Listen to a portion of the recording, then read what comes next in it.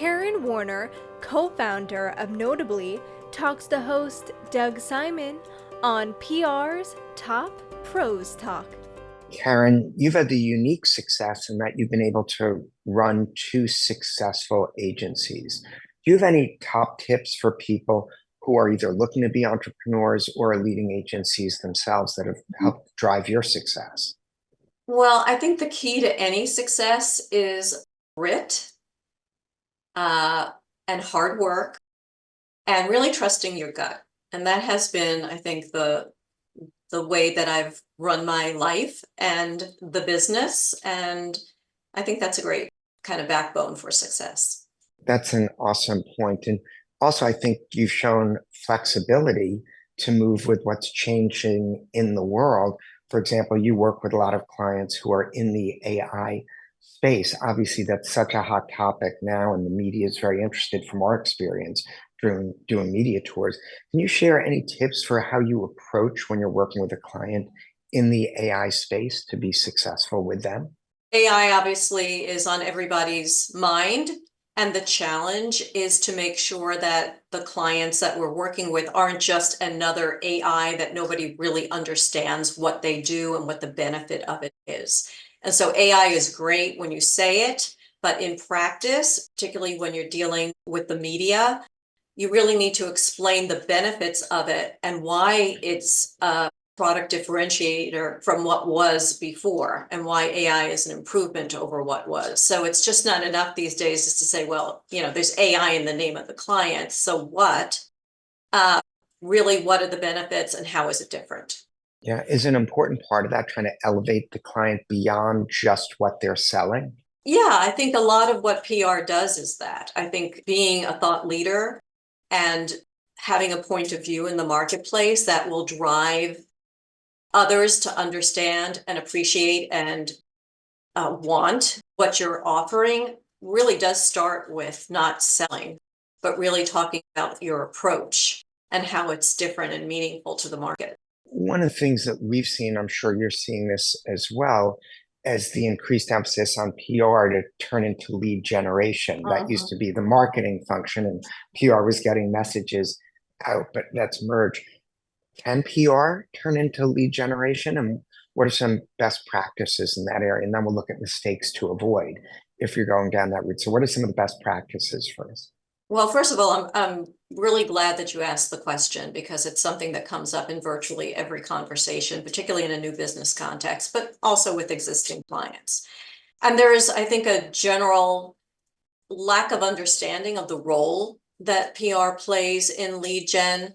And, I think the best practice that we always share with our clients is we are the wind beneath the marketing messaging wings.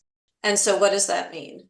That really means that the earned media that we primarily do, earned media, where we're in, the New York Times or the Wall Street Journal or, USA Today, those stories are so credible and they are trusted and they have the kind of detail that you can have in editorial, which you can't have, in an ad, for example. That is the basis for lead gen. So what do I mean by that? So you use those articles in social media. There can be a call to action there. You can use the basis of those articles to develop a webinar series, for example, on the thematic that article or articles talks about. It can also be used by your sales force just as a lead gen item that says, hey, we were just in Fortune and thought you would, enjoy seeing what my CEO had to say. So there's so many great ways to use earned media. And of course, it can be used in an ad as well. It's on your website. It's, employee morale. It's all of those things. So never underestimate the power of PR, even though it doesn't have a CTA, typically. Yeah, though it definitely can contribute to it, is the point you're making, because awareness is critical in the marketing mix. You might have the best slogan and idea, but if no one knows about it or understands or here's what you do, how is that going to generate business? So what are some of the other tactics? It's great that you feel earned media is so primary. Maybe what are the best approaches to earning media? Obviously, that's important to what we do as a business as well. Yeah, well, I also think that the media has to dovetail, the content has to dovetail with SEO. What are people searching for? Are you going to come up in the search? When people Google the company, what are they going to see? So I think that you have to make sure that it's not just out there, but it's out there in a meaningful way. So it will drive traffic to the website. We do a lot of analytics on that because, again, going back, how do you measure success? Well, some of that is definitely measuring how many clicks came out of an article that went directly to the website. Are the keywords that we're using working? Do we need to change it? Do we need to keep a grasp on other kinds of searches that are being done that might be tangential but important? So it's like a constant evolution in terms of how we make sure that we're connecting the dots and we're helping with lead gen. Are there any mistakes to avoid? I did promise that you would come up with a few of those as well, so I don't want to get thrown offline.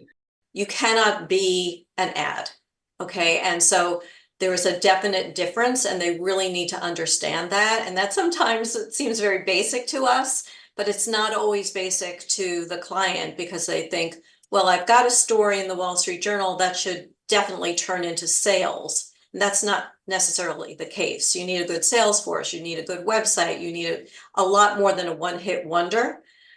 We really believe in the rolling thunder approach, so that even if you have a fantastic story and you've got your dream TechCrunch story out there, that does not make a sales effort, that does not make a marketing program successful, that does not put a company on the map, as you know.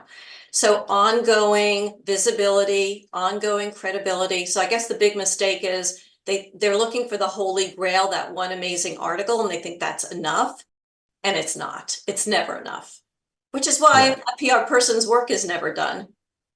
Right. And that's also Literally. interesting because there's increasing distrust of certain types of media. We found like the networks and social media, there are increasing questions around that. So you have to navigate through that.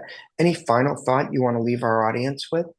I think PR today is still undervalued, sadly, because I don't think people necessarily realize the kind of skill set that you need in order to be successful. There's a zillion PR firms out there. They're all competing against, a small group of key media. And to be able to achieve the kind of consistency that Notably does, I think is very rare. And it really means that you have to choose an agency that understands how the media works and doesn't just take your marketing speak and think it's going to play in Peoria. You've got to really find an agency that is aggressive and scrappy and knows how to make the connections that need to happen in order for your story to be told to the right media. Karen, you spoke about PR being undervalued, but does that mean that brands can lean on it even more because of the cost benefit compared to other approaches they might take? Absolutely. I think not only is it a great tactic and a cost-effective tactic compared to paid media, but it will absolutely over time have a benefit in terms of the valuation of the company. It'll have a tremendous effect if you're a publicly traded company and you're trading your stock and you have some excellent stories out there. That's always going to be very important in terms of the perception and the value of the company. And so when you think about the bottom line, whether it's a merger, an acquisition, an exit, having great PR that's cost effective to begin with can be so helpful in terms of the eventual multiple that you'll get down the line. Yeah, it's great insights. Thanks so much for spending time with us. Pleasure.